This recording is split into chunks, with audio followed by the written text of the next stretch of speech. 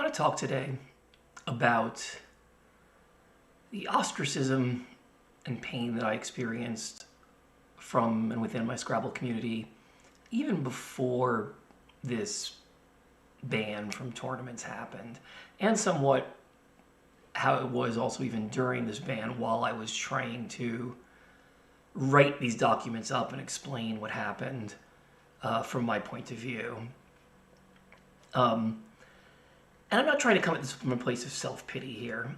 I just feel like there are so many ways in which we, draw particular walls. We don't see how our actions are affecting each other and what another person's life is like, especially ever since this pandemic time when things were all closed down and we were all in our own homes for a long time, not seeing each other. But I've made the point a number of times that the ostracism and pain that I was getting from the Scrabble community is something that goes back to long before the pandemic. And it was the case really for a number of years, ever since 2017, that the way Jennifer Evans had gotten pissed at me and gotten a bunch of people in their community to believe that I had wronged them in some way and not even hear my side of the story had led to a lot of isolation, a lot fewer opportunities to play Scrabble locally or just get decent treatment from a lot of the people I knew. And keep in mind that all three of us were part of this very small community of primarily CSW players within North America, kind of the North American Scrabble players who were using the metric system, which already made us, players in a group of, fewer than 100 people, 50-ish people or so playing in these tournaments in the States. And I took a chance I was going to be playing more overseas anyway, just because that was where there were more opportunities to get CSW games. But it was also the case that with just all the negativity I was feeling from the CSW community in America, thanks to the actions of Jennifer and Evans, that I was kind of happy to go elsewhere, to travel around the rest of the world and get opportunities to play there, just because I didn't have to deal with this personal drama in those places. And I traveled to the UK many times. I made many friends there. I played some good tournaments. I played a whole bunch of the Continental Scrabble Championships. I played World Championships. I finally made it in 2019 to Asia for the first time and played in both Malaysia and Thailand.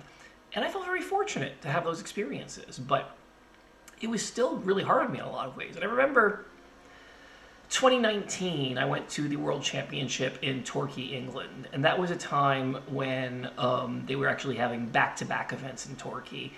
And it really was not well attended. And there were a couple of reasons for this. One was not just the back-to-back events, but a late change of location. There had originally been talk about having an event in Qatar, and then they pulled out and decided to redo it in Torquay again after the end of the last year.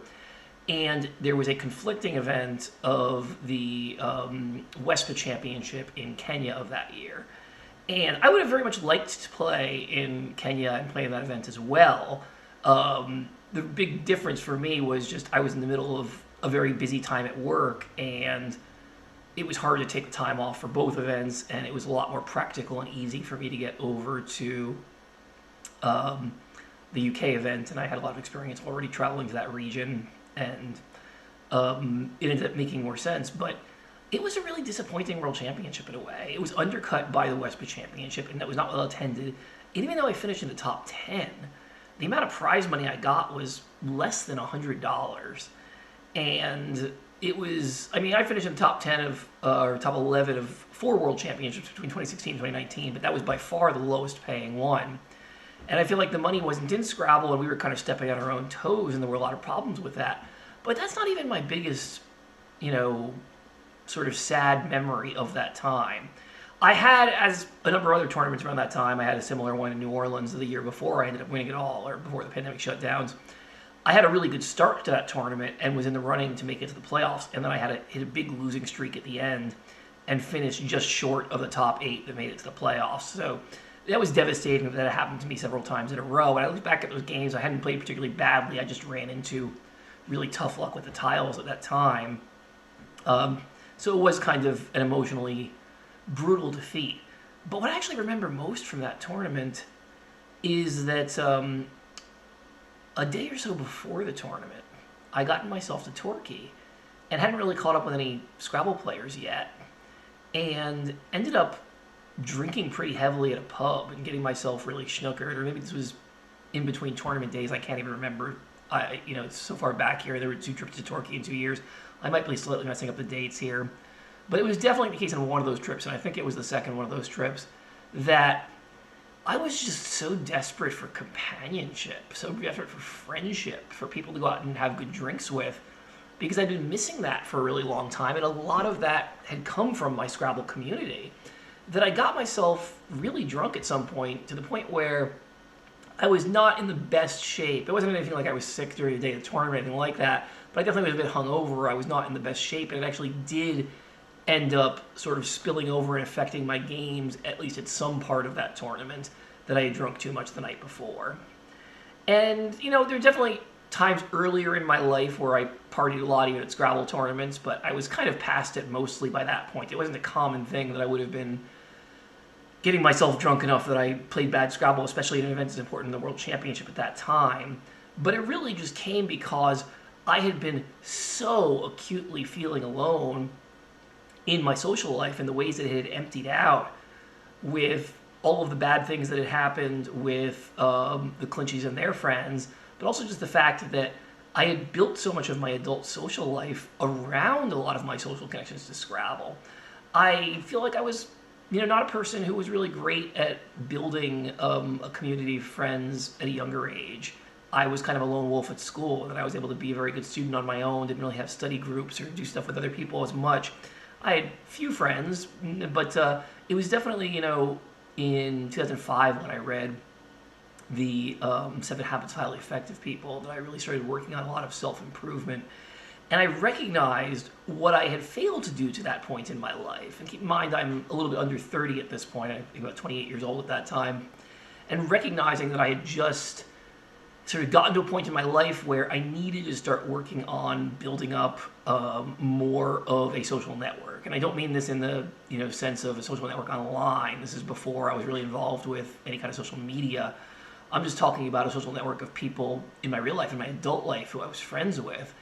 And it happened that the sort of time in my adult life when I was really starting to acutely feel this is something I needed to be working on and improving coincided with the time I was an up-and-coming tournament Scrabble player.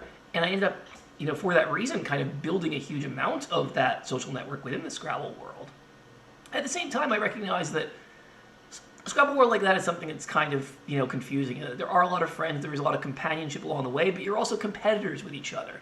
You're trying to beat each other at a sport. There's a lot of competitive psychology, and I'm very good at some of that over-the-board competitive psychology. And I didn't mind doing things at times that pissed certain people off or got under their skin if I felt it gave me a competitive advantage.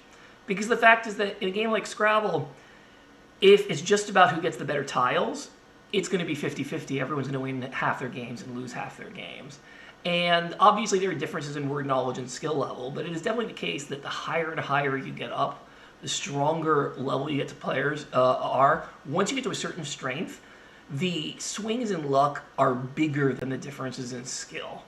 And you're only going to win a greater number of games, not just by outplaying people in terms of finding the best moves, but, doing whatever you can to throw sand in their eyes and get them not to play their best. So if you can psychologically affect them in some way, get them to be a little psyched out or something like that, that can definitely be something that, pushes you over the edge in terms of gaining a little extra winning percentage in these games. And I do think it's part of what I've done in winning these games. And the other thing I will plainly admit is that I can be a bit sadistic at times. I can be somebody who likes sort of rubbing it in and hurting people's feelings in certain ways. And I'm not ashamed of this about myself, but I think it's also something that is actually rewarded in Scrabble. The fact that we, value our results based not just on wins and losses, but also point spread, I think is a really good thing.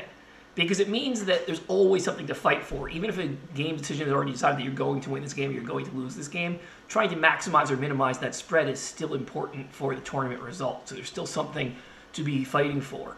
But there's also a lot of players who, once they give up or are mentally defeated, that's actually the time when you most want to pile on. You most want to, take advantage of that situation and eke out the extra spread points in your favor.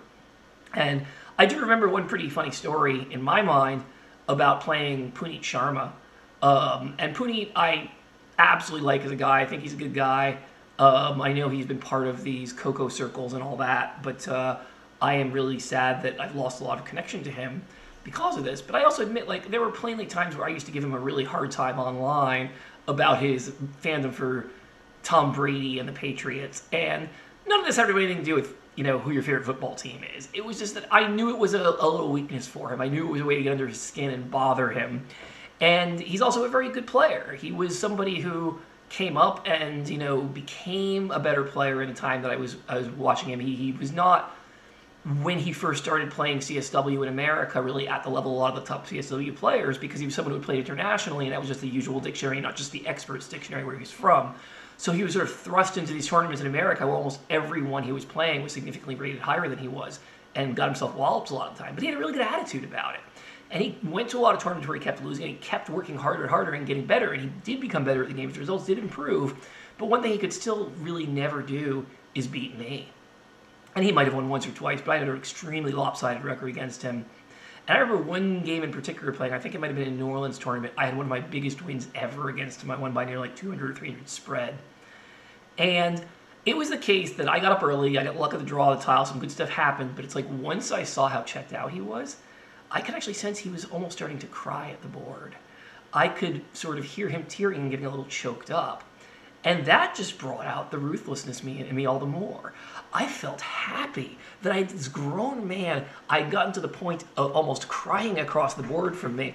And I thought, this is an opportunity, while he is really mentally checked out and upset and defeated, for me to milk even more spread points in this game and win by an even bigger margin and pile up that kind of victory.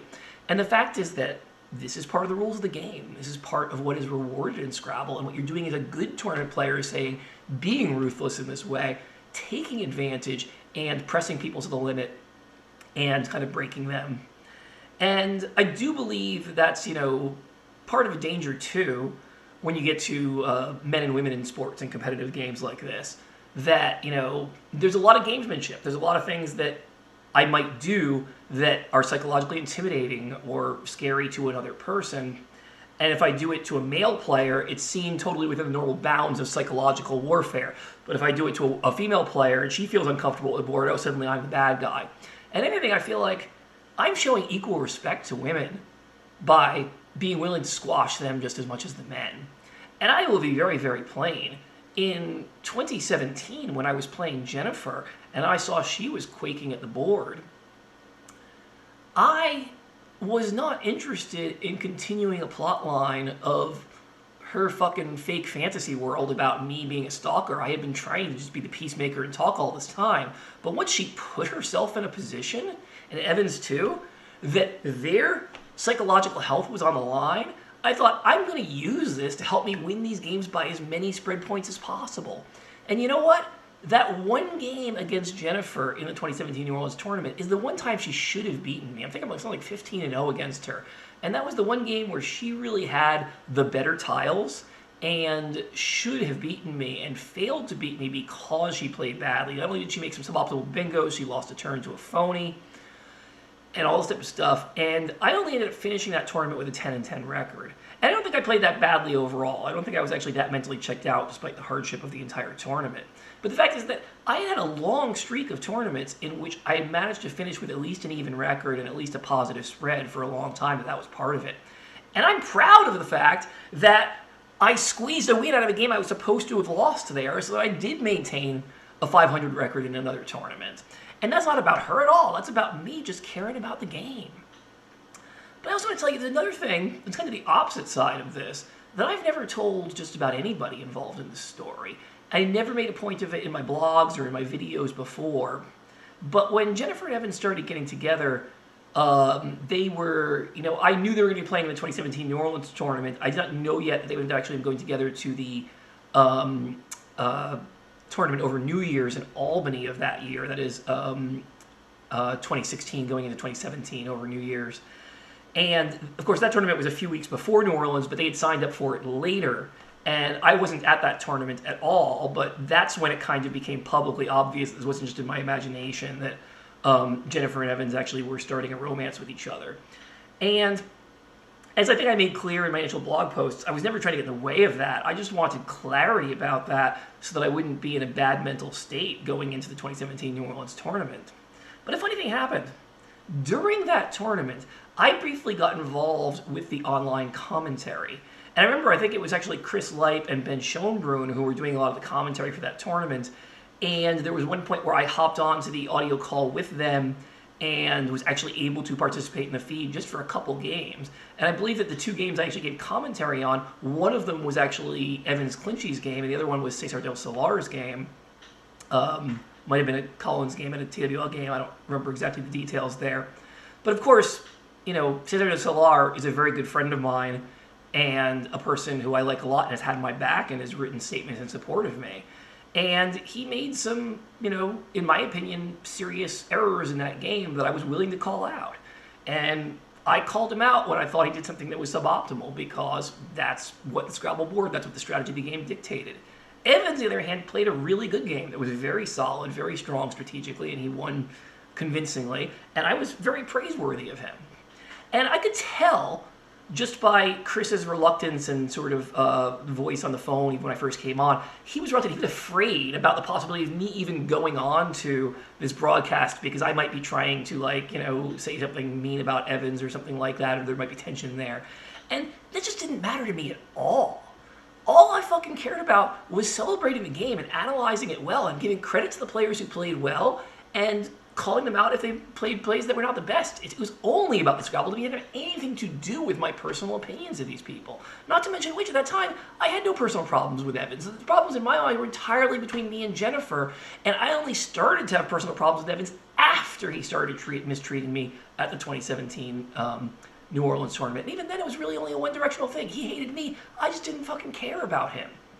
So you all built this story up in your mind of this sort of rivalry or tension between us because you bought his bullshit without ever even hearing it side by side of the story. And there's another story like that in Scrabble that I want to talk about too. But actually, before I say that, let me just say, when I was going to the Nationals in 2022 that was in Baltimore, I already had plans to fly there and play in that tournament, and I had to cancel that plan because of the accusations that came against me and the fact that I was not able to get my documents in on time. And I think I made clear in a lot of those writings, whether people believe me or not, I had absolutely no desire to prolong that. I really wished I could have gotten my documents in sooner. And if anything, I wanted to get my documents in sooner before the Coco Word Cup happened. Not Coco, the WIGPO Word Cup that Coco was participating with him on them, so that Steve Pellin and the rest of the WIGPO people could see how bad a job Coco had done, how unethical they'd been, and maybe sever their relationship with them. But it was really just because of my personal stuff going on in my own life and because of the hardship of just trying to write all this stuff up and defend myself against these horrible things people said to me that I wasn't able to get all these words in sooner. But the thing is, I'd already bought plane tickets to go to DC. I'd already made plans the day before the national championship was starting in Baltimore to meet up with a bunch of my Yankee fan friends from the DC area and actually go see a Yankees-Orioles game that was happening at the stadium there. It was originally my plan I was going to go to that and then play in the Nationals the very next day. And I'd already bought all the tickets for my friends and dispersed the tickets and gotten payment back from them. I had been the one who organized this entire frickin' event. So I was still bound to go to DC and Baltimore in that area and be there for some time, even though I wasn't playing in that tournament. And one of the things that I've liked doing, especially during this lonely time when I have had so little social connection, is just being able to share some of my travel pictures and my, adventures of what I do as I go around. And I felt that entire time, I did take some pictures, but I kept them all to myself. I literally was afraid to post a single fucking word online admitting that I was in DC and Baltimore in that 2-week period that I went to Yankee Stadium the day before the Nationals started, because I knew that these fucking lunatics on the other side would take my presence there as a threat that I was going to show up to that tournament with a gun or a bomb or do something violent. Because that's what they were doing. They were trying to write this entirely fucking absurd story about me being some sort of violent threat to the Scrabble world and get you all to be afraid of me, to the point where I felt like I had to just completely drop out of vision and be completely quiet until I actually had time to fully explain myself and get everything out there. And during that time that I'm being completely quiet and completely out of everybody's purview, they kept escalating. They kept just doing more and more and more to convince everyone I was a maniac, that people had to leave NASPA tournaments, go play for WIGPO and COCO, that the tournament directors had to leave too. They poached the Albany tournament, they poached the New Orleans tournament, they did all these things while I wasn't in anybody's lives. I was just laying low and staying quiet. And I figured when I finally got my words into NASPA, they were going to take my side because that's the way the facts pointed. I showed the whole thing was full of shit. But the problem is they created this freight train of sentiment and had everybody on this train of riding me out of town and riding NASPA out of town and taking all the power for WIGPO and COCO. And it was just this unstoppable force at that point. And I'll tell you, I laid low. I didn't take down much of what else I put online. But there was actually one post that I had up on Facebook that I felt compelled to remove and put in an archive for a while. And it's actually been archived for the last 4 years. And as of today, I am actually just unarchiving it and making it public. And it was not public before. It was a friends-only post. Now I'm making it public. So it does have not only my post, but some really nasty comments from other people in the Scrabble community in it. But I'm going to give you a link to it in the description here. And it is about this punk-ass kid, Josh Sokol-Rubenstein, who started a big fight with me. Josh was someone I didn't even know in person, had no connection to, but was very, very rude to me several times online. Got himself on such a bad foot with me that I blocked him on social media because of how much he was just picking fights and being a completely obnoxious shithead to me. And then beyond that, the first 2 times we were ever in person, one time at a Scrabble tournament and one time at Mina and Cesar's wedding, he literally snuck up behind me and slapped me on the back and then ran away as soon as I turned around to see who it was. Can you imagine this? Someone you don't even know, you've never exchanged names, you have no connection to, just thinks he's your buddy enough that he can just go smack you on the back and then run away. You're like, what the fuck is this? And it's that the story is so one-sided and his behavior was just so outrageously inappropriate when I had no relationship with the guy. I didn't know the guy at all. And I felt compelled to speak up about that in this post, as you'll see, because he decided to go on this long rant lecturing me on one of my Scrabble tournament games that I gave some commentary on. He didn't like the way I phrased my commentary, thought I was rude, and thought he was the master of etiquette who had to lecture me. So he gave this huge screed, which was just completely inappropriate, completely rude, completely presumptuous, not even realizing that the person who I was playing the game with was someone who was a personal friend, and I was recounting a little bit of some of the post-game conversation that was not from the point of view of me just like picking on some random Scrabble player. I was actually talking to a personal friend who I just finished the game with. But this fucking asshole Josh decided to go off on me in this way, in a way that was completely starting an attack, starting a fight with me when I was ignoring him, and I'd already blocked him on social media. And then I was about to go the next month to Canada to play in this tournament in Kingston. That was this match play tournament that had a lot of online coverage, and this kid had been selected to be one of the people doing live coverage, doing commentary on the games. And I already had experience before with this kid being a complete punk-ass bitch on commentary to me, which I hadn't even complained publicly about.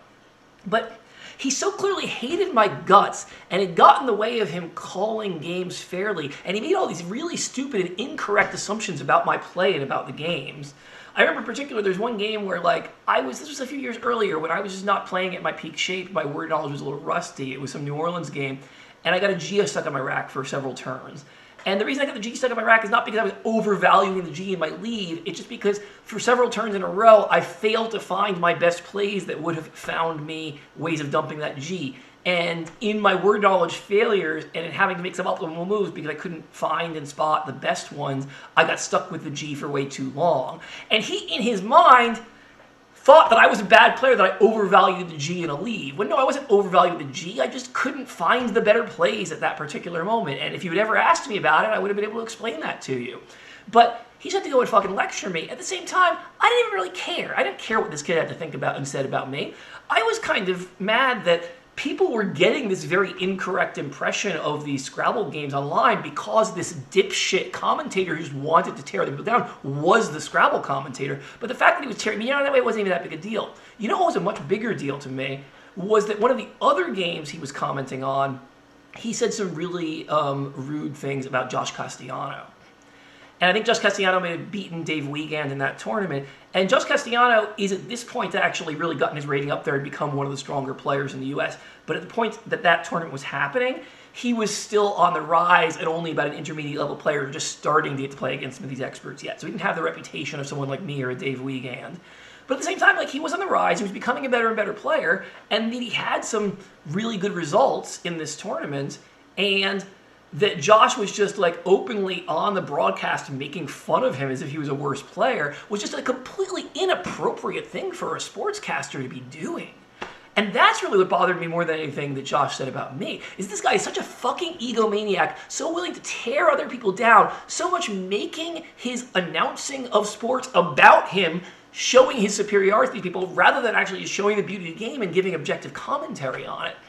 And I think the fact that I spoke up on this particular post was actually entirely for the better. It actually got a very good result.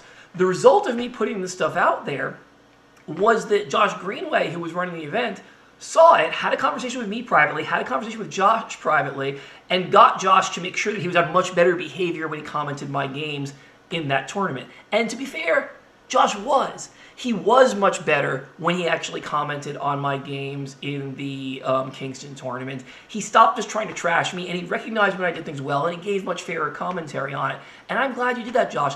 And the reason I'm glad you did that is not because I need the ego padding. I don't care what you think of me in terms of your game. It's because you gave objectively better commentary when you didn't hate my guts and see all this stuff through that lens of hating my guts, and you just allowed yourself to look at the Scrabble and study it objectively. So the ways that your ego, the way that your hatred, your wanting to be superior to other people have gotten in your way has just made you a worse commenter, you dumb fuck. So I'm glad that I was able to spark that conversation and actually get things to be better. But one thing is that despite the fact that we were in Kingston for a whole weekend, and I would have gladly sat down with Josh and talked out with him whatever our grievances and differences were, Josh absolutely avoided talking to me the entire time. Every time he saw me, he ran away. He was such a fucking coward that he could not have a man-to-man conversation with me, and he probably continues going on and hating me to this day, even though I actually brought out the best in him. I got him to improve his behavior and improve as a commentator by giving him the feedback he needed to hear and getting Josh Greenway to have the conversation he needed to have. But why did I take this post down? Well, it's because of one sentence in it. It's because I wrote in this paragraph, how would you feel if someone you didn't know at all did that to you? This is after he slapped me on the back. Both times I was startled and turned around and see him running away so fast, I didn't have time to react or respond to him. I don't know what the fuck he was thinking, but if he ever puts a hand on me again, he ain't getting that hand back. So this just sounds like something my dad or some grown-up of my era would have said. Like, you put a hand on me again, you're not getting that hand back. But I also knew these people were such fucking psychopaths of trying to write this false story of me being a violent person that if I had left this particular post up, even though everything else was clearly counting in a very fair and just way, showing that I had no problem with Josh and Josh was the one misbehaving with me, that one sentence would have been blown out of proportion and people would have used it as more evidence that I was a supposedly violent person. And I felt the need to take it down just so that people wouldn't blow that one sentence out of proportion. But you know what? I'm not worried about that anymore. I'm putting it back up there. And part of the reason I'm putting it back up there is not just so that Josh is held responsible for his actions. It's so that all the people in the comments are held responsible for their actions. Because quite simply, one of the things I've learned in a lot of the last few years, I'm very interested not only in personal psychology of individuals, but also in a lot of group dynamics of how so many people behave worse in a group than they do individually. And the fact is that there are so many people in Scrabble who responded in absolutely disgusting ways to this story. It is so fucking obvious if you look at the facts of the story that I did nothing wrong and Josh started fights with me online and in person over and over again. He was the one who was inappropriate. He was the one who snuck up behind me, slapped me on the back. He was the one who never would actually walk up to me and talk to me like a normal human being. And people acted like I was the asshole for putting this up there and saying something about it. Never mind the fact that I hadn't said anything about all the previous things he had done to me. And even when I did put this up there the first time, I made it a friends-only post. And I also told other people, go ahead and let Josh see this, send a screenshot to him. I'm not trying to hide anything from him. I just feel the need for once to air a little bit of my frustration about the fact that this guy fucking attacked me on the comments of one of the annotated games I posted from a tournament. And suddenly, I made the bad guy. And there were a lot of absurd comments on there. But probably the one that most offended me, the one that I think is just the most disgusting, after some other people had already argued with me and made some arguments, I said, it's amazing to me how many comments have been written on this to criticize or judge me for speaking up, and not one person has voiced the sentiment, quote, a guy you don't know and had never talked to and snuck up on you and slapped you on 2 different occasions. What the fuck, unquote. And then Jason Broersma wrote, it's true, but you're still way out of line. Jason, you're way out of line. Jason, you're an immoral fuckface. You are a disgusting fucking human being for ever saying that to me. That is such an insane interpretation of that story. Josh was so far over the line. I behaved so fucking well. I did nothing to earn that fucking behavior from him. And the fact that you can't see that is because you are hopelessly biased. You are so anti-drama. You are so valuing harmony in your community over literal right and wrong that you are literally defending the guy who put hands on me when I was completely ignoring him, when I had never spoken to him in my fucking life. You are saying I am doing wrong because I'm speaking up because some stranger put hands on me. You're a disgusting fuck for saying that, and I want you to know that. More than anything Josh did to me, more than anything else anyone else in that conversation, what Jason Broersma wrote in that comment is the most vulgar, obscene, rude thing he has ever said to me. It is an insanely immoral worldview, and you should be fucking ashamed of yourself for saying that. You are a shitbag of humanity, you motherfucker!